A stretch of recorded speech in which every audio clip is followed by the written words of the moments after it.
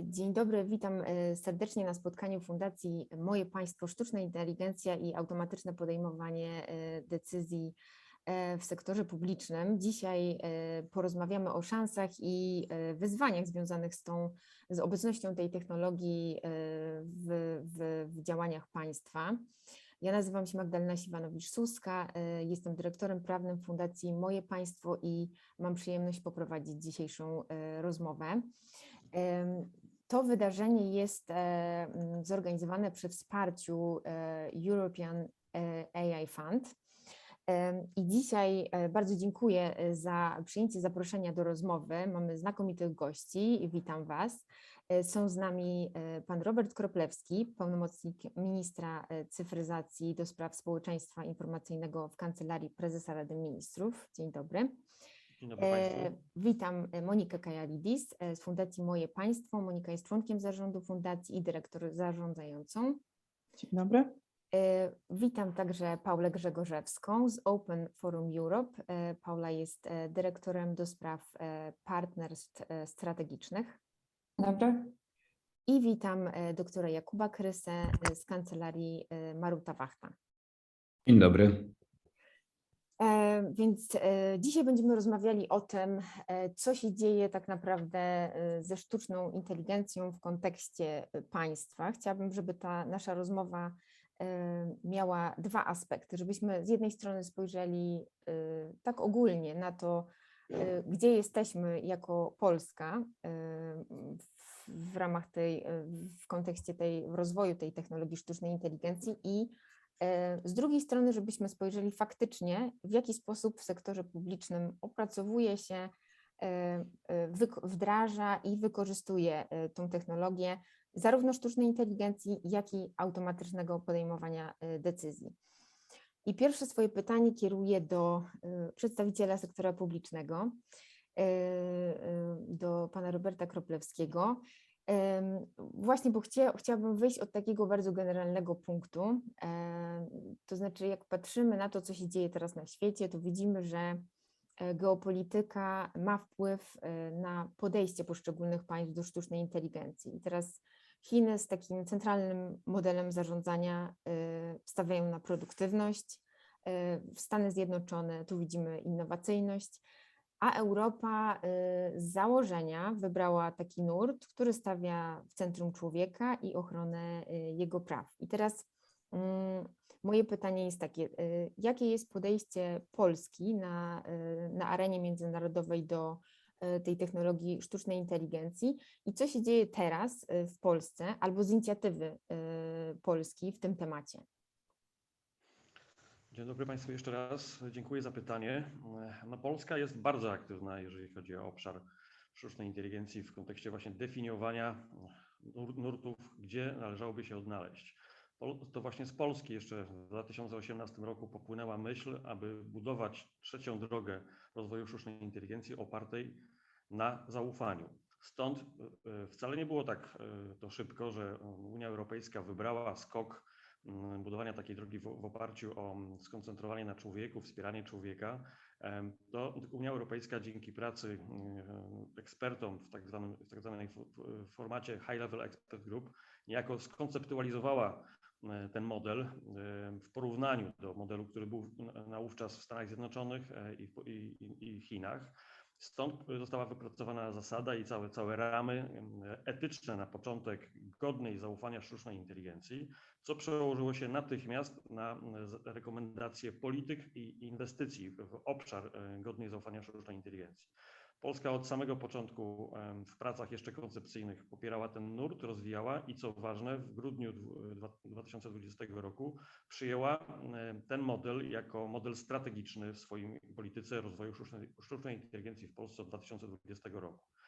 Od tamtego czasu również Polska była zaangażowana w pracę UNESCO dla wypracowania globalnych standardów, reguł etycznych dla sztucznej inteligencji. Ten model był skalowany z poziomu Polski, Unii Europejskiej, aż na forum globalne, jakim jest UNESCO. No i też zdarzyło się to po roku czasu dodatkowej pracy w minionym roku. 193 państwa przyjęły rekomendacje globalne dla właśnie sztucznej inteligencji, gdzie wątek godnej zaufania sztucznej inteligencji jest centralny. Z tym, że tam ten wątek jest jedną z zasad etycznych dla sztucznej inteligencji, natomiast najważniejsze dla Polski było coś więcej, co podkreśliliśmy również w naszej strategii. Naszą koncepcję relacji człowieka do maszyny opieramy na promowaniu godności ludzkiej. Czyli tutaj w tym sensie człowiek jest w centrum. Nie chodzi o prawa człowieka jako normy, tylko chodzi o stan człowieka, jego egzystencję w środowisku również społecznym, który musi być opierany na godności, jeżeli mówimy o zachowaniu autonomii podejmowania decyzji, autonomii relacji człowieka do automatyki maszyn, koniec końców do świadomego podejmowania decyzji co do rozwoju, kreatywności i komercjalizacji swojej działalności. Więc jesteśmy bardzo czynni. Co jest bardzo ważne, popieramy w Komisji Europejskiej strategiczny plan, który został przyjęty przez Komisję. On się nazywa Skoordynowany Plan dla Rozwoju Sztucznej Inteligencji w Unii Europejskiej i ten plan opiera się na dwóch filarach. Na pierwszym filarze, czyli tak zwanym zaufaniu dokładnie, a drugi na centrach doskonałości, czyli cała nauka, badania i rozwój musi być prowadzony w ramach reguł godnej zaufania sztucznej inteligencji. Mamy do czynienia jednak faktycznie jeszcze z czasem przejściowym, czyli dodatkowe inne wątki dotyczące ścieżek rozwoju sztucznej inteligencji, na przykład realizowane przez gospodarkę amerykańską, opierane na etyce utylitarnej, czyli niejako etyce związanej z korzyściami tylko ekonomicznymi, a nie społecznymi, jeszcze rywalizują z tą etyką, która była realizowana przez Chiny, czyli spójności społecznej, która ma się przekładać na produktywność ekonomiczną. Jeszcze w tej fazie jesteśmy. Jakie są zmiany w tym obszarze? Same Stany Zjednoczone poparły rekomendacje OECD, które też mają filar godnej zaufania sztucznej inteligencji. W najnowszej strategii Stanów Zjednoczonych godna zaufania sztucznej inteligencji stała się centralnym pojęciem, więc tutaj dochodzi do pewnego uwspólnienia i wyskalowania koncepcji Unii Europejskiej na tamten rynek, a jednocześnie Chiny w ramach bycia członkiem UNESCO przyjęły rekomendacje UNESCO i też chcą technicznie inkorporować zasady etyczne do ich systemu sztucznej inteligencji. To być może są tylko słowa polityczne, natomiast bardzo ważne jest, że każdy z tych instrumentów, czy OECD, czy UNESCO, czy Komisji Europejskiej, zawiera narzędzia ewaluacyjne, które oceniają stan wdrożenia właśnie takiego modelu sztucznej inteligencji. Jeżeli chodzi o Unię Europejską, koncepcja godnej zaufania sztucznej inteligencji nie jest koncepcją tylko etyczną, tylko jest również koncepcją produktową.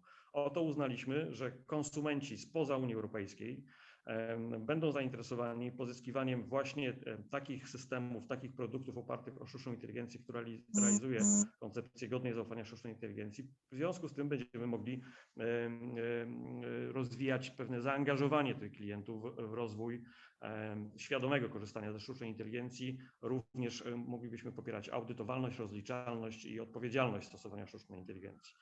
To, co bym jeszcze chciał podkreślić, że ta koncepcja produktowa też jeszcze jest w fazie początkowej, bo żeby ona realnie zaistniała, musimy zejść na poziom interoperacyjności, czyli bardzo techniczny poziom realizowania godnej zaufania sztucznej inteligencji. Prace w grupach standaryzacyjnych rozpoczęły się rok temu.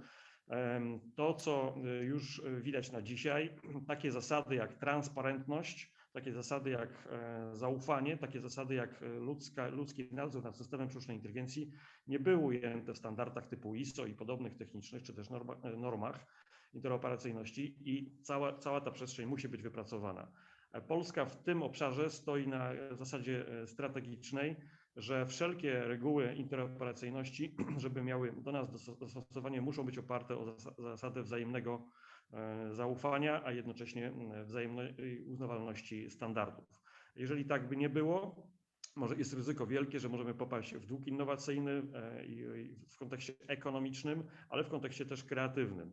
W naszej strategii uznaliśmy, że w wyniku badań, i to jest nasza diagnoza, jesteśmy widziani jako Polska, jako zasób 33% klasy kreatywnej w naszym społeczeństwie. To jest ogromny zasób, który jednocześnie stanowi wielkie bogactwo dla naszego społeczeństwa, naszej ekonomii i dobre pokierowanie rozwojem tej kreatywności w kierunku zdolności formowania modeli sztucznej inteligencji i budowy algorytmów na tej podstawie może stanowić nie tylko o rozwoju osobowym i kompetencji człowieka, ale jednocześnie rozwoju państwa i rozwoju ekonomii. Więc podkreślam jeszcze raz, jesteśmy od początku w tym strumieniu, jesteśmy nawet kształtującym tą rzeczywistość, co z całą satysfakcją podkreślam. Dziękuję. Okej, bardzo dziękuję. To myślę, że to jest bardzo ważne, żeby usłyszeć o tym, co się dzieje u nas na naszym podwórku. Jeżeli mogę, słówko jeszcze ostatnie zdanie. Bardzo proszę. W kontekście strategii i tych prac i zaangażowania polskich przedstawicieli społecznych doszło do zapisania w naszej strategii zasad relatywizowanych nie tylko do sztucznej inteligencji w usługach publicznych, ale również algorytmów w usługach publicznych. I byliśmy pierwszym państwem, który to w swojej strategii w ogóle powiedział. Następnie do nas dołączyła Wielka Brytania, która z kolei bardziej przyspieszyła pracę w tym obszarze, jest bliższa rozwiązaniom praktycznym. W Polsce będziemy przechodzić właśnie teraz od teorii, od rozwiązań koncepcyjnych do rozwiązań praktycznych w tym obszarze, więc też chcielibyśmy to popierać. Dziękuję. Super, bardzo dziękuję. Jeśli jesteśmy przy motywie właśnie tego, jeśli zaczynamy mówić o praktycznych aspektach, to chciałabym skierować kolejne pytanie do Moniki Kajalidis. Monika, w tej dyskusji wokół sztucznej inteligencji i wokół automatycznego podejmowania decyzji w sektorze publicznym, my jako fundacja postulujemy to, by zwiększyć przejrzystość działania tych systemów używanych przez państwo, by zapewnić mechanizmy, które by tą przejrzystość gwarantowały. Ty na co dzień pracujesz z danymi publicznymi, z systemami IT używanymi przez państwowe instytucje. I pytanie do Ciebie, jak Ty jako praktyk patrzysz na, jakie widzisz bariery dla zapewnienia tej przejrzystości przy używaniu tych systemów przez państwo, przy używaniu tej technologii przez państwo i na co sektor publiczny powinien zwrócić uwagę, żeby z jednej strony te systemy, których używamy my, których używają obywatele, były dla nich użyteczne, a z drugiej strony, żeby jednak była zapewniona i przejrzystość działania tych systemów, i ich rozliczalność. No tak, to rzeczywiście to sformułowanie przejrzystość, transparentność, to się już dzisiaj pojawiło parę razy w wypowiedziach pana Kroplewskiego, co mnie bardzo cieszy zresztą. Tutaj chciałabym zwrócić uwagę na to, że dość często różne grupy używają tego sformułowania, ale tak naprawdę wyraz przejrzystość niesie zupełnie coś innego dla tych różnych grup. Czyli na przykład dla sektora publicznego w takim dużym uproszczeniu przejrzystość będzie oznaczała to, że wypełnia jakiś obowiązek ustawodawcy, tak, że jakaś informacja jest publikowana, ale już w jakim formacie, czy w jakiej formie takiej merytorycznej, to też dużo zależy od tej instytucji publicznej, która to publikuje i od sposobu myślenia tej instytucji, która publikuje te dane. Dla obywateli przejrzystość będzie oznaczała to, czy mogą się dowiedzieć, w jaki osobisty sposób dana regulacja ich dotyczy. A jak się mogą tego dowiedzieć? Gdzie mogą sprawdzić taką informację? Czy muszą ukończyć studia wyższe, specjalistyczne, żeby umieć zadać to pytanie albo żeby zrozumieć komunikat, który jest im prezentowany przez sektor publiczny? To jest druga grupa. Trzecia grupa to jest przejrzystość oczami organizacji pozarządowych, no i powiedzmy wrzućmy do tego samego worka dziennikarzy, którzy mają jakby razem taką funkcję, rolę monitorującą, rozliczającą niejako, więc tutaj mamy do czynienia z przejrzystością, gdzie kluczowym elementem jest jakość danych, format publikowanych danych, ich wolumen, ta interoperacyjność, o której mój poprzednik właśnie wspominał kilkakrotnie, to też złapałam to słowo, ono jest bardzo ważne. No i oczywiście czwarta grupa, no to będzie biznes, czyli w jaki sposób dane, które są publikowane, mogą być wykorzystywane przez biznes i czy one są przejrzyste właśnie dla biznesu z punktu widzenia tej grupy.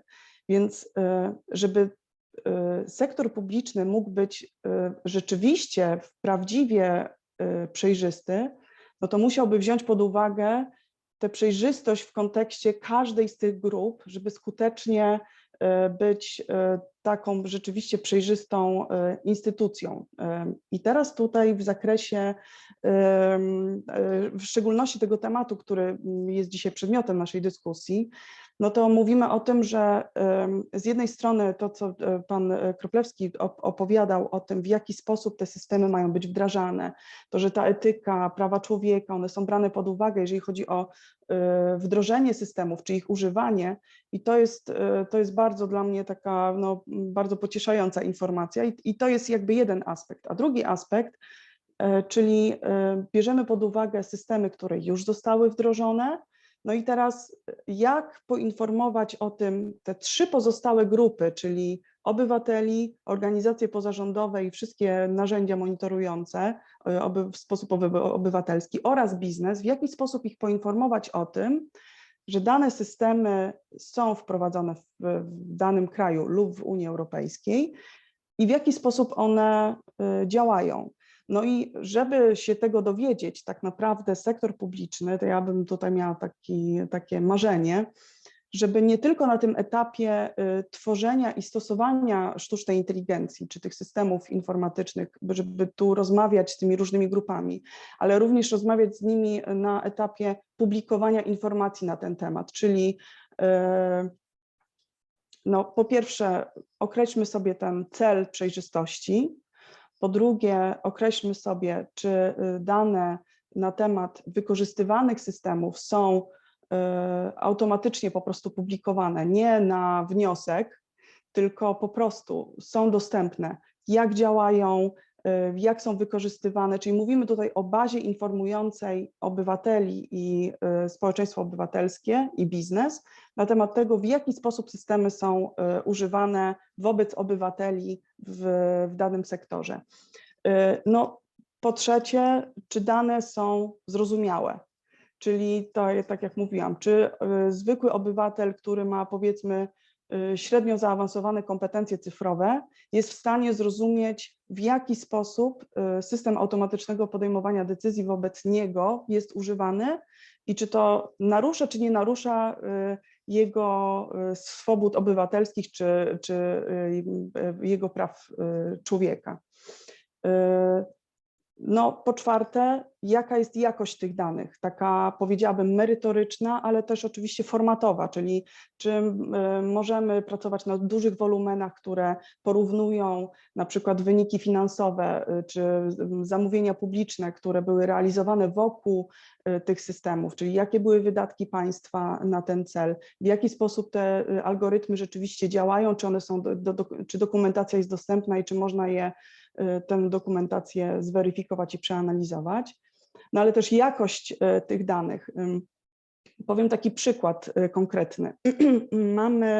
Jest taka baza prowadzona przez UOKiK, to jest baza SUDOP, ona publikuje informacje na temat pomocy publicznej udzielanej przez instytucje publiczne różnym podmiotom prywatnym.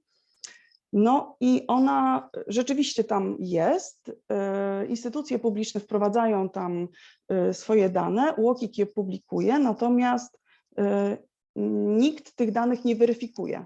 No i dopiero kiedy dana firma się zorientuje, że opublikowana została informacja na temat pomocy publicznej, którą rzekomo oni dostali, a wcale nie dostali, to dopiero oni muszą się zgłosić do tej instytucji publicznej, żeby ta dokonała weryfikacji informacji, którą ona wprowadziła do bazy i wtedy dopiero UOKiK publikuje zaktualizowaną formę, czyli dopóki ta firma się nie zorientuje, że coś jest nie tak z tymi danymi, to de facto my jako społeczeństwo obywatelskie nie możemy polegać na tych danych, ponieważ one są nieprawidłowe.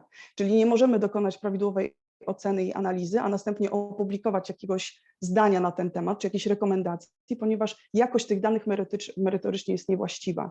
Czyli trzeba by było też zadbać o to, że kiedy instytucja publiczna wprowadzałaby do bazy danych informacje na temat systemów wykorzystywanych przez tę instytucję wobec obywateli, że to jest informacja rzeczywiście zweryfikowana i zgodna z prawdą.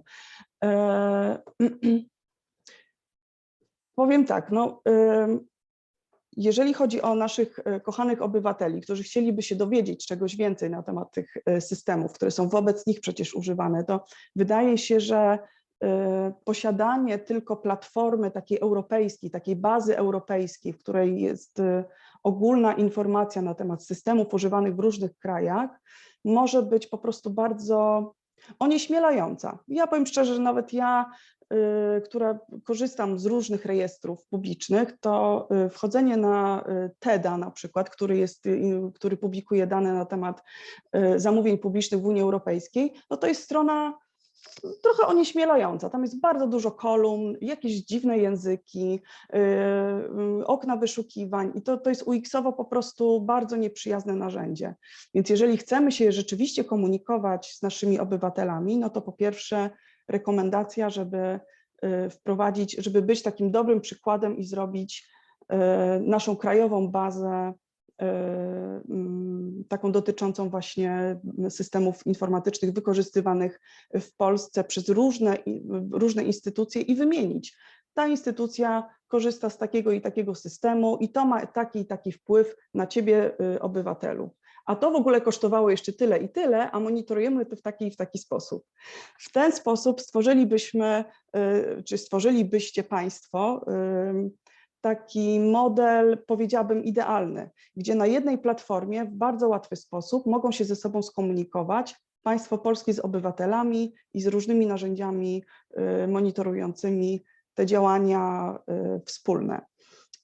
I myślę sobie na koniec, powiem jeszcze tak, że jak się pójdzie do lekarza, to każdy lekarz powie, że lepiej zapobiegać niż leczyć i dlatego myślę, że im więcej sobie zdiagnozujemy takich pól wcześniej, tym łatwiej jest stworzyć później takie narzędzie, które rzeczywiście będzie działać, zamiast stworzyć narzędzie, które sektorowi publicznemu wydaje się, że będzie odpowiadało na wszystkie pytania, a potem w praktyce się okaże, że ta grupa trochę nie rozumie, tamta trochę nie wie, co z tym zrobić i dopiero naprawiać taką bazę czy taki dostęp do informacji publicznej, to lepiej mi się wydaje, że najpierw dużo rozmawiajmy i ustalajmy wspólnie, a później wypuśćmy ten produkt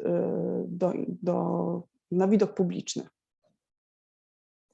Bardzo Ci dziękuję, Moniko, za te praktyczne rekomendacje i też totalnie się zgadzam, jeśli chodzi o ten postulat, żebyśmy rozmawiali. Teraz chciałabym jeszcze przejść do wątku zamówień publicznych. Nasza Fundacja Moje Państwo wspólnie z ekspertami z kancelarii Maruta-Wachta opracowała pod koniec ubiegłego roku taki raport Sztuczna inteligencja i automatyczne podejmowanie decyzji w zamówieniach publicznych. I tam zmapowaliśmy główne problemy, które się pojawiają w ramach procesu zakupowego i staraliśmy się przekazać rekomendacje dla sektora publicznego. Jednym z wniosków tego raportu jest to, że duża uwaga powinna być skoncentrowana na tym etapie określania potrzeb, gdzie powinniśmy określić, czy dane rozwiązanie, nad którym się zastanawiamy, jest adekwatne i czy ono rozwiąże dany problem administracji, bo tu chyba się zgodzimy, że nie zawsze też sztuczna inteligencja będzie tym idealnym wyborem i ona nie zawsze będzie potrzebna dla rozwiązania jakiegoś zagadnienia w sektorze publicznym. Chciałabym Ciebie, Jakub, zapytać, jako i współautora tego raportu, i też osobę, która się zajmuje od wielu lat tematem zamówień publicznych, jakie Ty widzisz najtrudniejsze, takie zapalne punkty w ramach tego procesu zakupowego na systemy AI i systemy automatycznego podejmowania decyzji w sektorze publicznym? I jak sektor publiczny może unikać tych trudności, czy jak może sobie z nimi radzić? Dzięki, Magdo. Znaczy ja może zacznę przewrotnie, że tak naprawdę w procesie zakupowym dotyczącym sztucznej inteligencji to najtrudniejsza jest właśnie decyzja o tym, żeby uruchomić proces zakupowy dotyczący sztucznej inteligencji, bo tak jak bardzo słusznie powiedziałaś, ta decyzja zależy od wielu czynników. To jest po pierwsze kwestia tego, że administracja publiczna musi zrozumieć, czym jest sztuczna inteligencja. Tutaj w pełni zgadzam się z moimi przedmówcami że bardzo ważne jest to, żeby właśnie mówić, edukować, tłumaczyć, czym sztuczna inteligencja jest, jakie korzyści mogą płynąć dla administracji publicznej ze stosowania sztucznej inteligencji. Kluczowa jest także z mojej perspektywy ocena adekwatności, to znaczy ja mam takie poczucie, że bardzo dzisiaj dużo mówi się o sztucznej inteligencji, nazywając sztuczną inteligencją wiele rzeczy, które sztuczną inteligencją nie są i bardzo często rozwiązania konwencjonalne, chociażby albo takie oparte na takim prostym uczeniu maszynowym będą dużo bardziej adekwatne niż sztuczna inteligencja. Dlatego z mojej perspektywy kluczowa jest ta decyzja o tym, że tak, kupujemy sztuczną inteligencję, wiemy, co chcemy kupić i dopiero potem przechodzimy do tego drugiego etapu, czyli do procesu zakupowego, który, powiedzmy sobie szczerze, ma charakter wtórny do tego, o czym mówimy. To znaczy, ja pomimo tego, że jestem prawnikiem, który zajmuje się zamówieniami publicznymi, nie będę twierdził, że zamówienia publiczne tutaj są kluczowe. To jest narzędzie do tego, żeby kupić sztuczną inteligencję. Administracja publiczna oczywiście musi wiedzieć, jak na tym polu minowym pod tytułem zamówienia publiczne się poruszać, żeby kupić efektywnie sztuczną inteligencję. Natomiast podkreślę jeszcze raz, zamówienia publiczne tutaj są narzędziem, które musi być oczywiście odpowiednio stosowane, natomiast na pewno nie powinny zamówienia odgrywać tutaj pierwszoplanowej roli. Nawiązując jeszcze na chwilę do wypowiedzi pana Roberta i do strategii wdrażania sztucznej inteligencji, tam w tej strategii w kilku punktach została zwrócona uwaga na to, że zamówienia publiczne są istotne, ale właśnie w kontekście tego, że one powinny służyć do tego, żeby właśnie tą sztuczną inteligencję propagować, czy też właśnie kupować ją w sposób efektywny. Tak samo jak się spojrzy na dokumenty, nie wiem, czy Komisji Europejskiej, czy innych organów europejskich, tam również podkreśla się, że na zamówienia publiczne stanowią bardzo dobre narzędzie do tego, żeby właśnie promować innowacyjność i sztuczną inteligencję, no bo administracja publiczna jakoś tą sztuczną inteligencję będzie musiała kupić. No i tym narzędziem właśnie są zamówienia publiczne. Trudność polega na tym, że niestety ta rzeczywistość technologiczna, w szczególności rzeczywistość dotycząca sztucznej inteligencji, ona jest bardzo, bardzo dynamiczna, bardzo elastyczna, prawda? Te uwarunkowania zmieniają się bardzo często i jeżeli zderzymy to sobie ze światem zamówień publicznych, który jest jednak dość taki, powiedziałbym, skostniały, prawda? Mówimy o takim sztywnym gorsecie zamówieniowym, regulacyjnym, który bardzo często dla wielu zamawiających jest blokerem. Jeżeli już nawet podejmą tą decyzję o tym, że chcą kupić technologię tak zaawansowaną jak sztuczna inteligencja, no to jednak zderzają się właśnie z regulacjami zamówieniowo-publicznymi, które mówią o transparentności, o przejrzystości, prawda, proporcjonalności, równym traktowaniu i tak dalej. I dla wielu zamawiających to jest właśnie bloker, który powoduje, że te zamówienia publiczne zamiast być narzędziem do kupowania, do promowania i unowocześniania sektora publicznego, stają się właśnie takim blokerem, który powoduje, że te procesy nie mogą się zadziać. W naszym raporcie my pokazaliśmy na kilka takich obszarów, które rzeczywiście czy mogą być krytyczne z punktu widzenia zamawiającego publicznego. I mnie się wydaje, że my możemy to tak naprawdę podzielić na 3 etapy. To jest po pierwsze etap przygotowania postępowania, czyli to, o czym ty, Magdo, powiedziałaś i z czym ja się w 100% zgadzam, dlatego że dobre przygotowanie postępowania to jest więcej niż połowa sukcesu, tak? Bo na to przygotowanie postępowania składa się zrozumienie potrzeby administracji publicznej, składa się przygotowanie dokumentacji, która potem będzie odgrywała kluczową rolę i na etapie samego postępowania, udzielenia zamówienia i potem realizacji umowy. Więc mamy po pierwsze etap przygotowania, po drugie etap przeprowadzenia samego postępowania, procedury zakupowej i wreszcie etap realizacji.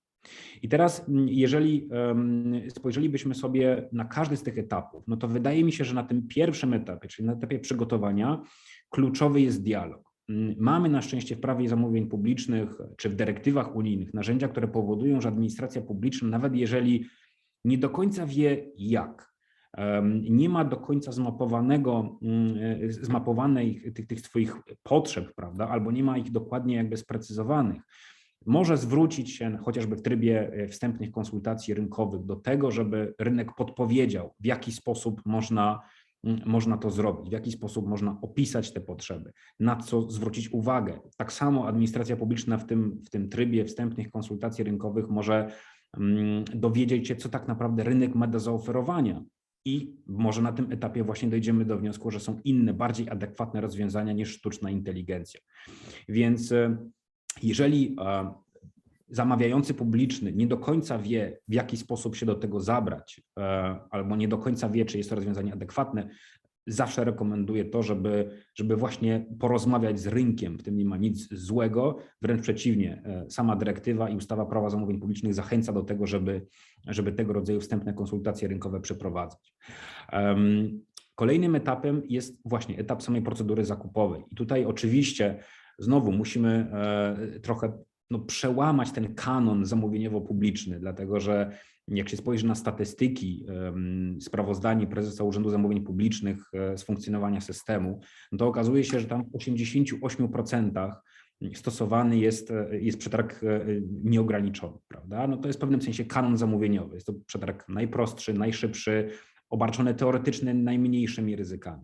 Ale jeżeli nałożymy na to sztuczną inteligencję, która ma swoje pewne uwarunkowania, tak? To znaczy jest to nowa technologia, której zamawiający może do końca nie znać, nie wiedzieć, jak ją kupować i właśnie musi być nastawiony na dialog z rynkiem, no to okazuje się, że sama ustawa Prawo zamówień publicznych dostarczy nam narzędzi w postaci chociażby trybu partnerstwa innowacyjnego, które może służyć właśnie wypracowywaniu tego rodzaju rozwiązań. Zresztą jak się spojrzy do dyrektywy zamówieniowej, czy klasycznej, czy sektorowej, tam jest wprost powiedziane, że właśnie partnerstwo innowacyjne służy, jak sama nazwa wskazuje, temu, żeby kupować rozwiązania innowacyjne, co do których zamawiający nie wie jeszcze w 100%, tak jak one będą dokładnie funkcjonowały, zna swoją potrzebę biznesową, wie mniej więcej, jak to powinno działać, ale nie ma tego jeszcze dokładnie opisanego. Mamy też w nowej ustawie Prawo zamówień publicznych bardzo fajne rozwiązania dotyczące procedury konkursowej, która też jest promowana jako takie narzędzie służące temu, żeby kupować rozwiązania innowacyjne w zakresie informatyki, prawda? No bo takie kanoniczne myślenie o procedurze konkursowej jest takie, że to jest konkurs w dziedzinie architektury, czyli możemy coś zaprojektować i wybudować. Ale już niewiele osób myśli o konkursie w kategoriach chociażby kupowania IT czy sztucznej inteligencji. Bo też moim zdaniem chciałbym rozwiać jeden mit, dlatego że jak w toku prac nad tym naszym raportem, jak rozmawialiśmy, Magdo, no to zastanawialiśmy się, prawda, jak do tego podejść od strony zakupowej, zamówieniowo-publicznej. No i z tych naszych rozmów wyszło nam w sumie, że ten przetarg na sztuczną inteligencję to będzie taki przetarg na system IT, tylko trochę bardziej skomplikowany, tak? Znaczy z pewnymi oczywiście niuansami, odrębnościami, ale bardzo wiele problemów, które pojawiają się w standardowym przetargu IT, pojawi się również w sztucznej inteligencji. I wydaje mi się, że to jest zarządzalne, tak? Czy to wszystko jest możliwe do zrobienia właśnie chociażby przy wykorzystaniu tych narzędzi, o których powiedziałem. No i wreszcie ostatnia faza, czyli faza realizacji, do której też zamawiający publiczny musi przygotować odpowiednio wcześniej, prawda? No bo musi odpowiednio zaprojektować umowę, opis przedmiotu zamówienia i tak dalej. Natomiast na etapie realizacji wydaje mi się, że to, co z punktu widzenia sztucznej inteligencji jest kluczowe, czy obszary, na które zamawiający powinien zwrócić uwagę, to jest po pierwsze kwestia właśnie elastyczności kontraktu, która umożliwi jakby dostosowywanie tego kontraktu do zmieniającej się rzeczywistości, która w obszarze sztucznej inteligencji jednak właśnie jest bardzo dynamiczna. Więc odpowiednie klauzule przeglądowe dotyczące możliwości zmiany umowy chociażby. Po drugie, to jest kwestia dostępu do danych, które również jest krytyczne z punktu widzenia sztucznej inteligencji.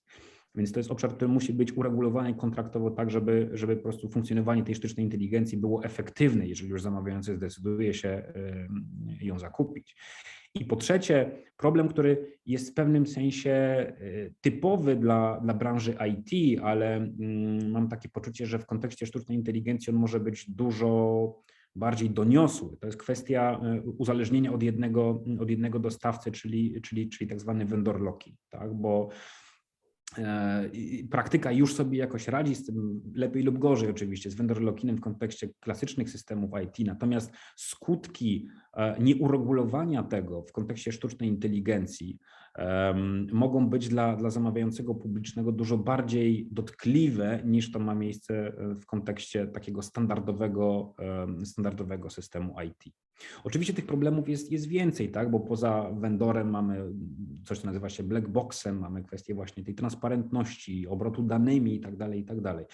Natomiast to wszystko z mojej perspektywy jest do uregulowania w umowie i jak się spojrzy na dobre praktyki, chociażby właśnie mówiliśmy wcześniej brytyjskie czy amerykańskie, to okazuje się, że to wszystko tak naprawdę jest możliwe, tylko po pierwsze potrzebna jest decyzja o tym, żeby sztuczną inteligencję kupować, po drugie trzeba usiąść i to wszystko sobie odpowiednio uregulować, porozpisywać i wypracować dokumenty, które potem będą temu służyły.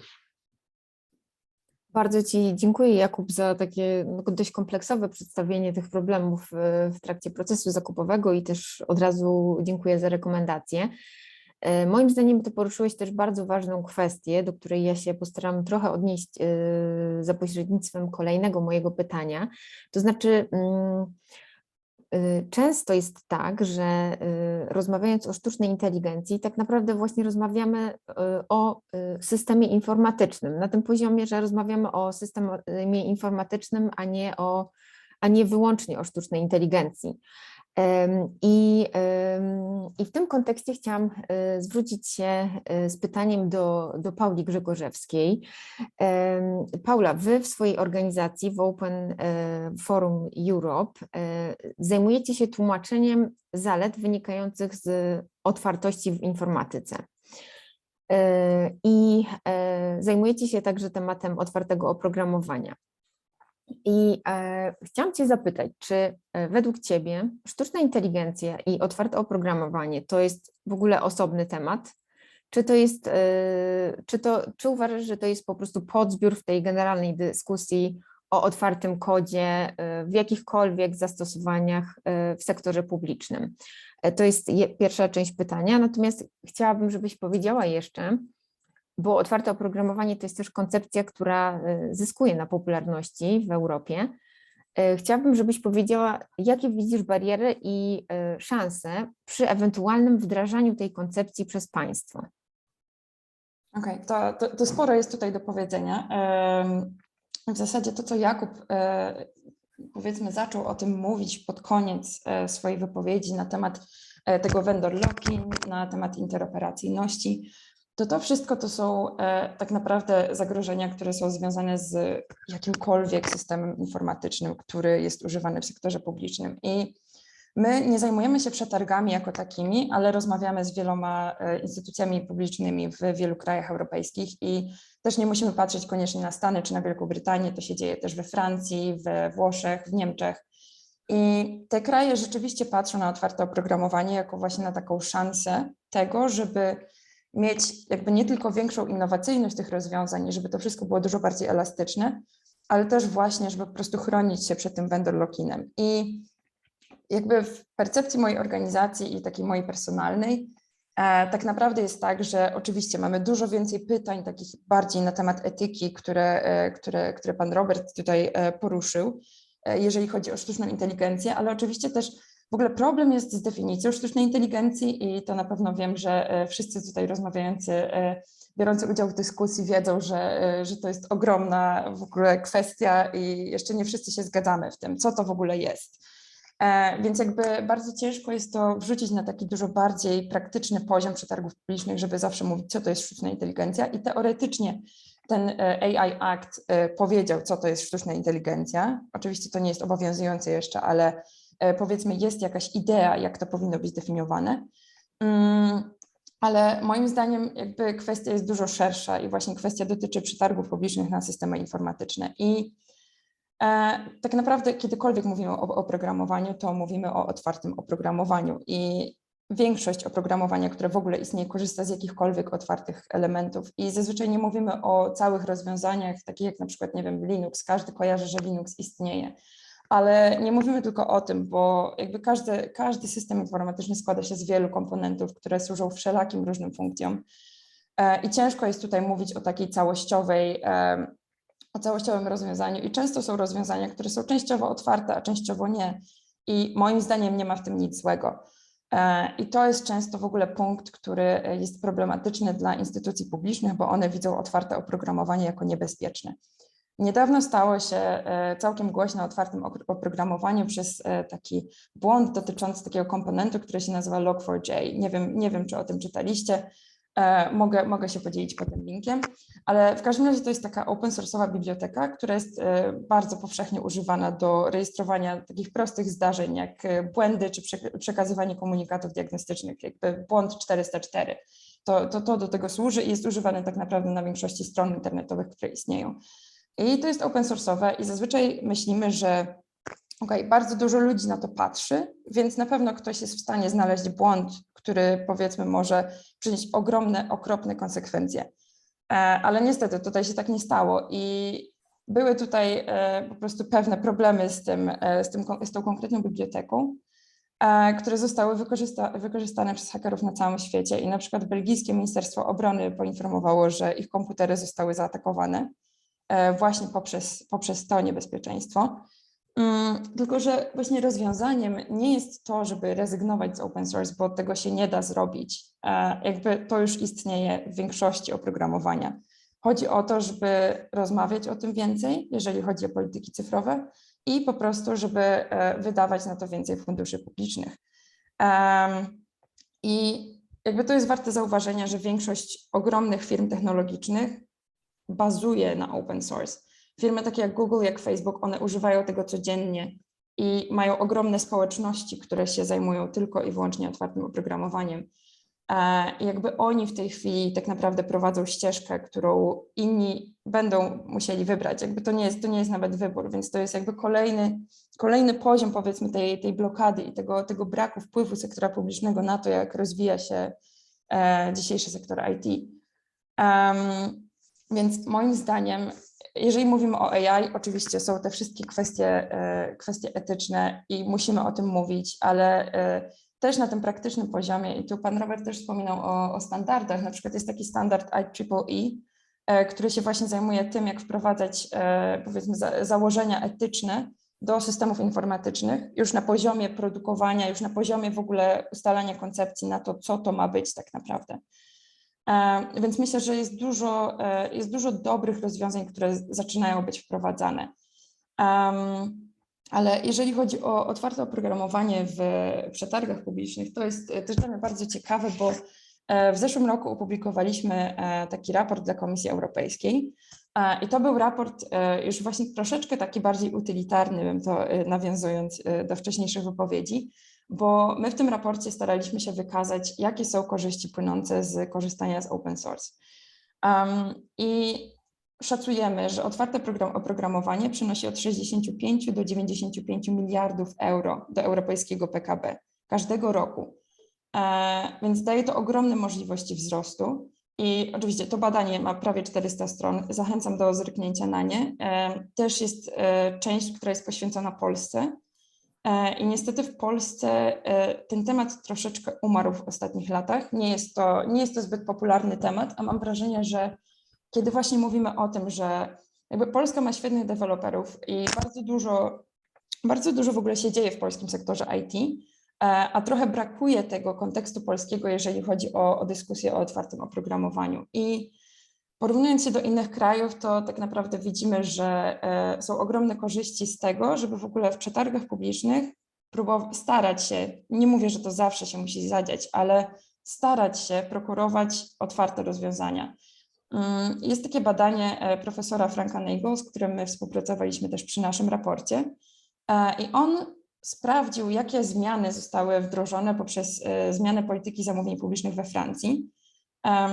I co tam wprowadzono? Wprowadzono coś takiego, że po prostu trzeba faworyzować otwarte oprogramowanie podczas przetargów publicznych. Przekazano też wytyczne, jak to robić, bo oczywiście bardzo ważną kwestią są kompetencje, które są w danej instytucji publicznej I oczywiście one się bardzo różnią i akurat Francja jest takim krajem, który się bardzo stara po prostu wkładać dużo środków w to, żeby te kompetencje były coraz to wyższe, jeżeli chodzi właśnie o przetargi, ale ta zmiana sprawiła, że było 18% więcej startupów w IT, co w ogóle nie wydaje się takim od razu prostym połączeniem, ale zachęcam do zerknięcia na ten raport, bo jest to tam wytłumaczone. Ale też powstało dodatkowe 600 000 kontrybucji do otwartego oprogramowania. I możemy powiedzieć, że tak, z tego skorzysta każdy, nie tylko sektor publiczny, ale jakby w kwestii tego, jak społeczeństwo może skorzystać z tych rozwiązań, są to niesamowite korzyści i tak naprawdę powtórzenie takiej zmiany, która została wprowadzona poprzez otwarte oprogramowanie, wymagałoby około $20 milionów rocznie. Tak Frank Nagel to obliczył i moim zdaniem jakby jest bardzo dużo liczb, które pokazują, że to ma sens i że to się opłaca instytucjom publicznym, ale z mojej perspektywy najważniejsze jest to, że jakby nie tylko dana instytucja publiczna ma wgląd w taki kod i może go zmodyfikować zależnie od swoich potrzeb, ale też może to zawsze sprawdzić, i nie musimy wymyślać koła na nowo. Jakby to jest taki bardzo utarty frazes w kwestii otwartego oprogramowania, że nie musimy wymyślać koła na nowo. Jeżeli dane rozwiązanie działa dobrze w jakiejś instytucji publicznej, wtedy jak najbardziej możemy to przekazać do innej instytucji, może to zmodyfikować. Ale jest naprawdę bardzo dużo świetnych przykładów na to, jak to może działać i także w zakresie AI. To myślę, że tak główne myśli. Wiem, że poruszyłam dużo tematów, ale oczywiście jest tutaj bardzo dużo różnych kwestii, które myślę, że wszyscy byśmy chcieli przedyskutować, więc myślę, że możemy wrócić do Magdy. O to chodziło, żebyśmy poruszyli bardzo wiele kwestii. Te wszystkie kwestie są bardzo ciekawe. Teraz moje pytanie do Was, czy chcielibyście wzajemnie skomentować swoje wypowiedzi jakoś albo skomentować jakiś wątek, który się pojawił w tej dyskusji? Ja zaciekawiłam się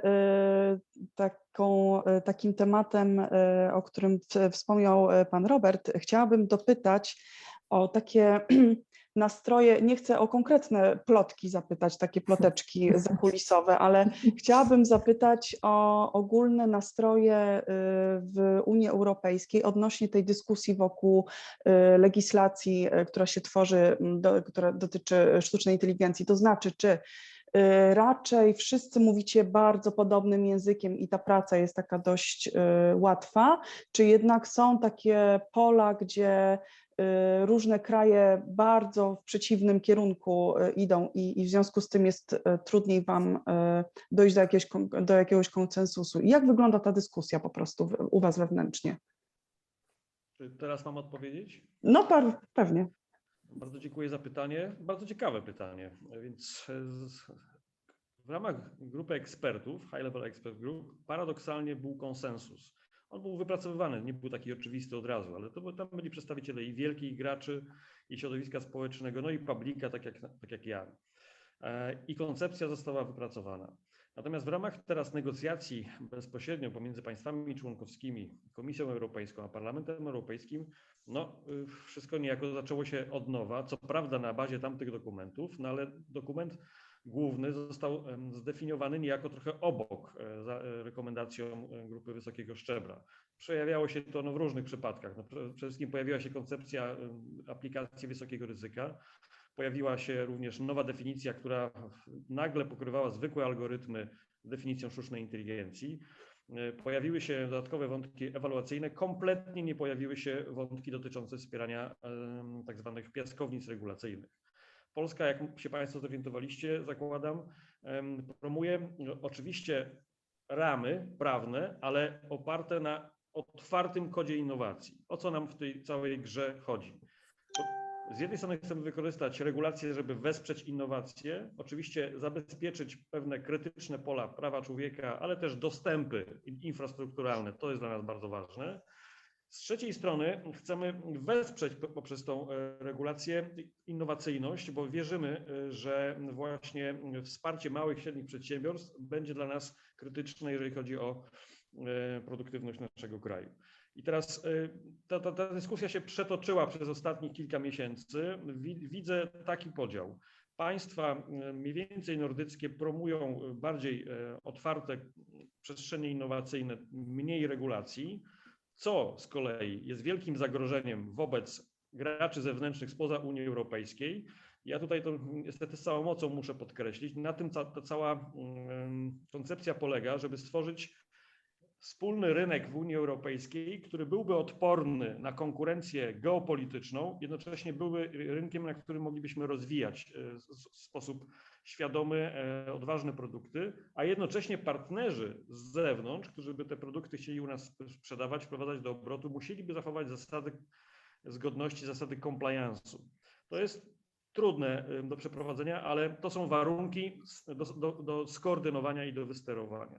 Ja akurat wczoraj w nocy miałem z kolei rozmowę z przedstawicielami Francji, no nie bardzo mogę mówić o tym bardzo konkretnie, ale zwróciło uwagę moją to, że nagle sama Francja, która tak bardzo promowała suwerenność, w czym cały czas jest, jednocześnie bardzo w kontekście aktu, jakim jest ten projekt rozporządzenia dotyczącego sztucznej inteligencji, chce bardzo postawić na wsparcie małych, średnich przedsiębiorstw, czyli próbuje zrealizować, wpisać się w koncepcję, no zakładam, polityki też niemieckiej, żeby mieć pewną spójność, bo Niemcy również myślą tymi kategoriami, natomiast także polskiej.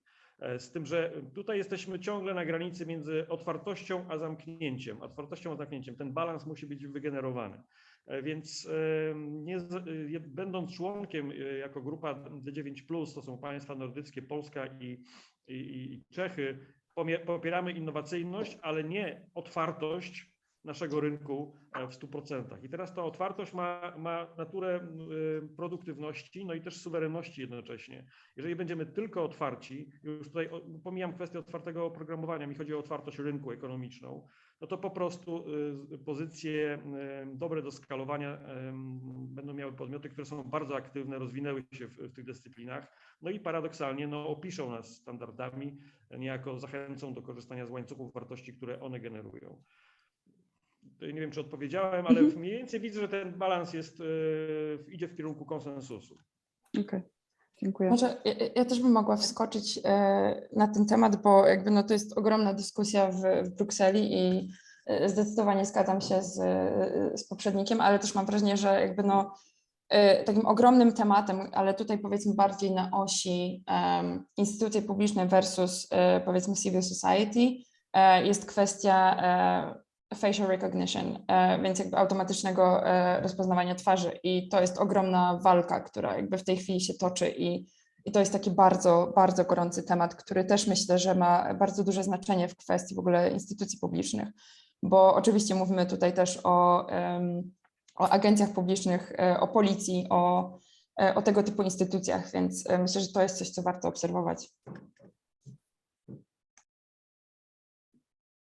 Bardzo Wam dziękuję za te wszystkie komentarze.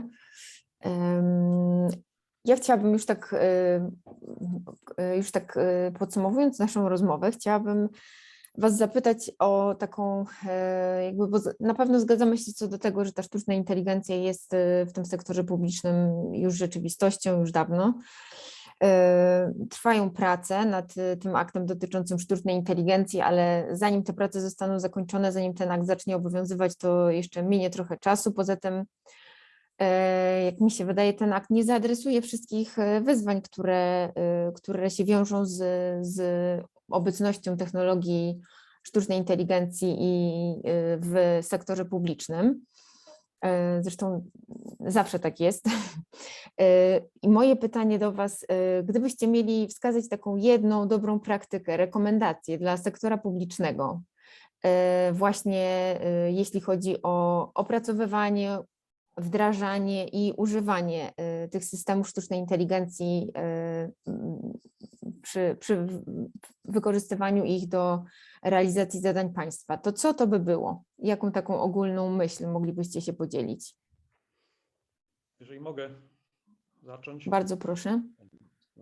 Drodzy Państwo, zacznę od poziomu bardzo praktycznego, od biurka. Bardzo cenię sobie wszystkie rekomendacje, które tutaj padły podczas tego spotkania od naszych wspólnych panelistów. Natomiast chciałbym zwrócić uwagę na ten wątek dotyczący zamówień publicznych. Bo tak się składa, że miałem okazję sam poprowadzić nawet pewien projekt, który skończył się rezultatem, który nazywa się Platforma Cyfrowa Przemysłu Przyszłości. No i ten projekt wykorzystał przestrzeń zamówień publicznych do tego, aby zdefiniować w ogóle pracę, czyli proces pracy wykonawcy w formie zwinnej agile. To bardzo było ważne dla wątków sztucznej inteligencji, które tam są na razie marginalne, natomiast jest podstawa do tego, żeby je rozwijać. I teraz całe dzieło w związku z rozwojem technologii i koncepcji w trakcie już wdrażania dojrzewało na podstawie ram i celu, który został zdefiniowany. Ten cel miał zdefiniowane warunki brzegowe sztywne w specyficznych warunkach zamówień. Natomiast procesowo i produktowo co 3 tygodnie projekt był dodefiniowywalny, tak? I to zadziałało, zostało również zbadane przez organy takie jak nawet NIK i ta metodyka się sprawdziła, więc można ją skalować, można ją próbować zastosować przez inne agencje. No i oczywiście to, co powiedział pan Jakub dalej, możliwości zmiany umowy w ramach granicach prawa też należy przewidzieć. Również tego typu zamówienie może przewidywać zastosowanie open source'u. Wtedy, kiedy jest to potrzebne, wtedy, kiedy nie musimy pilnować bardzo cyberbezpieczeństwa w środku. Ważne jest, co jest w tym wszystkim to, może taka jedna puenta, reglamentacja uzupełniająca. Wszelkie zamówienia powinny się skończyć skumulowaniem własności intelektualnej po stronie zamawiającego po to, aby on miał zdolności komercjalizacji. To tylko tyle. Dziękuję bardzo. Bardzo dziękuję. Czy jeszcze jakiś głos? To może ja jeszcze w nawiązaniu do tego, co pan Robert powiedział, bo wydaje mi się, że to jest szalenie istotne. Wiadomo, że w świecie IT mamy to klasyczne zderzenie tak, między metodykami agile'owymi a waterfallem. Mam takie poczucie, że do sztucznej inteligencji agile nadaje się zdecydowanie lepiej, właśnie dlatego, że mówimy o tej elastyczności, która jest tutaj niezbędna, właśnie dlatego, że możemy sobie pewne cele definiować, powiedzmy na samym początku, ale potem dopracowywać je tak, w toku realizacji zamówienia publicznego. Mitem jest to, że agile w zamówieniach publicznych nie działa. Działa. Projekt pana Roberta to jest jeden przykład.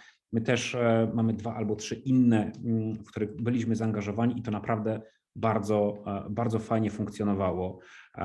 Jeżeli mówimy właśnie o efektywnym wdrażaniu sztucznej inteligencji, mam takie poczucie, że właśnie metodyki agile'owe plus narzędzia, które daje ustawa Prawo zamówień publicznych i nastawienie jednak w większym stopniu na współpracę zamawiającego i wykonawcy na etapie realizacji i dialog przed wszczęciem procedury, to są te elementy, które będą kluczowe tutaj. Okej, dziękuję Jakub. No ja oczywiście się zgodzę w ogóle z tą kwestią elastyczności, ale też bym chciała dodać jakby powiedzmy taką ogólną współpracę, która jest potrzebna w ogóle w prowadzeniu polityk cyfrowych, ale też powiedzmy we wdrażaniu ich na takim bardziej praktycznym poziomie i to jest coś, jakby tak mówiłam o tym otwartym oprogramowaniu, ale jakby to nie jest jedyny temat, którym my się zajmujemy i to jest w ramach takiego etosu, powiedzmy, otwartości i współpracy, więc myślę, że właśnie taka współpraca na poziomie instytucji publicznych i też wewnątrz danego kraju, ale też pomiędzy krajami i też na tym trochę bardziej praktycznym poziomie może przynieść naprawdę ciekawe rezultaty i po prostu pomóc wdrażać te procesy w trochę bardziej elastyczny sposób i taki, który powiedzmy po prostu uczyć się od innych instytucji i od tego, co już zostało zrobione. Bardzo dziękuję.